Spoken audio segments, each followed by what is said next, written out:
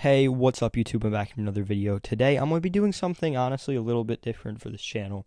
I'm going to be doing a video on what happens if Cedar Point were to close forever. This video was actually sort of sprung on by SeaWorld trying to buy Cedar Fair, but as you guys, if you're into the coaster industry, that got rejected. But I think that's about all I really need to talk about, so let's get right into the video.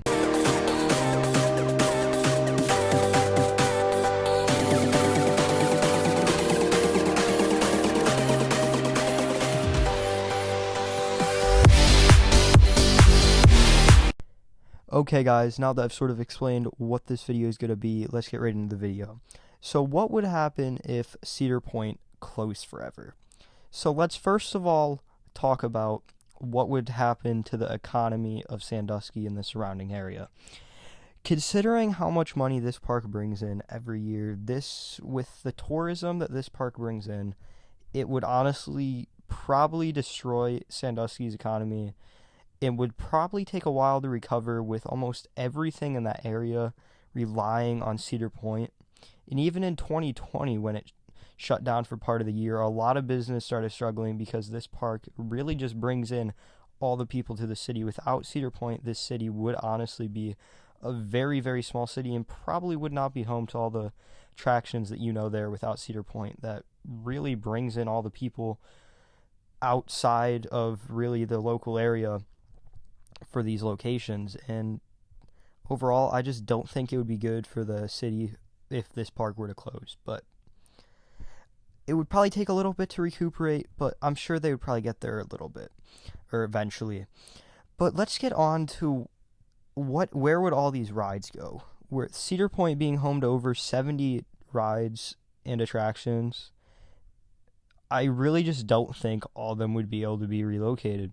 I'm sure a lot of the roller coasters would be relocated, like a Millennium Force, Maverick, Gatekeeper, Valraven, and all those if it were to close down right now. But on the other hand, what would happen with Steel Vengeance, Blue Streak, and all of those?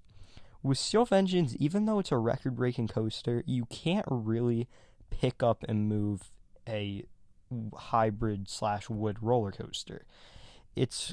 Even though it's happened before with other rides, it is very, very difficult to move a ride that has the structure and the pure magnitude of what Steel Vengeance has. And I really honestly just couldn't see, as much as I would like to see Steel Vengeance go, I just couldn't see Steel Vengeance being able to be just packed up and moved.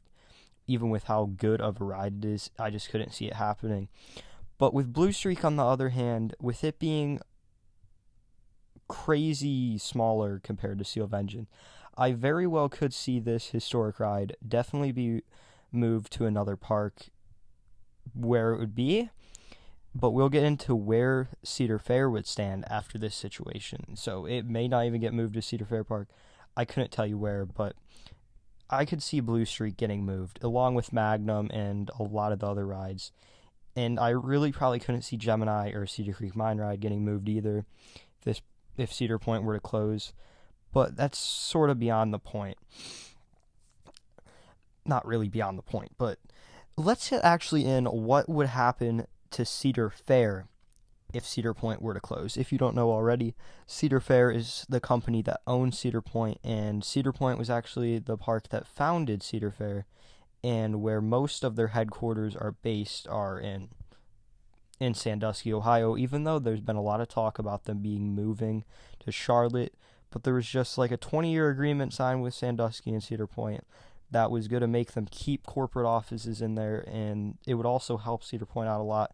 And apparently a new causeway will be coming the next 20 years, what that would help funding with that. But Cedar Fair after Cedar Point would close. I don't think I could see Cedar Fair closing just because of Cedar Point closing. Even though Cedar Point would be a big part of their company and what brings in probably quite a bit of their income, but they still have all these other big parts across the country, assuming those were not to close too, like Kings Island, Knott's Berry Farm, Carowinds, Kings Dominion. They got all these other big parks, and honestly, I could see them still thriving, just not with them having America's roller coaster. But I could see a lot of these rides being moved to other parks around the world, either by Cedar Fair or other people buying them off of them.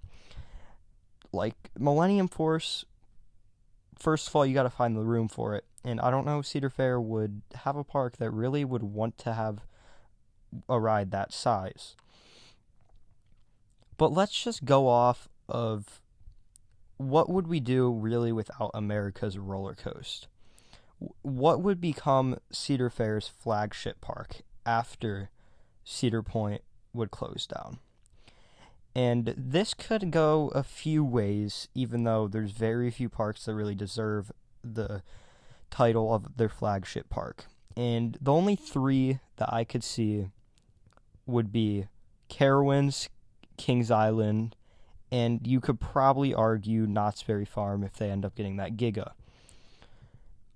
But with Knott's Berry Farm being landlocked, I just can't see them. So we're going to eliminate them and just come down to Carowinds and Kings Island. Carowinds has been rapidly expanding in the past decade, and I don't see that closing anytime soon. With Copperhead Strike being built in 2019 and Fury being opened in 2015, this park looks to be heading in the right direction. And as much as I think this park could be the flagship park after this, I really don't know if it would be able to over Kings Island. Kings Island, as we all know, it's one of the biggest parks in the world, and really is probably Cedar Fair's biggest park if Cedar Point closed, with them adding Orion in 2020, Mystic Timbers in 2017, and Diamondback, I think, in 2011.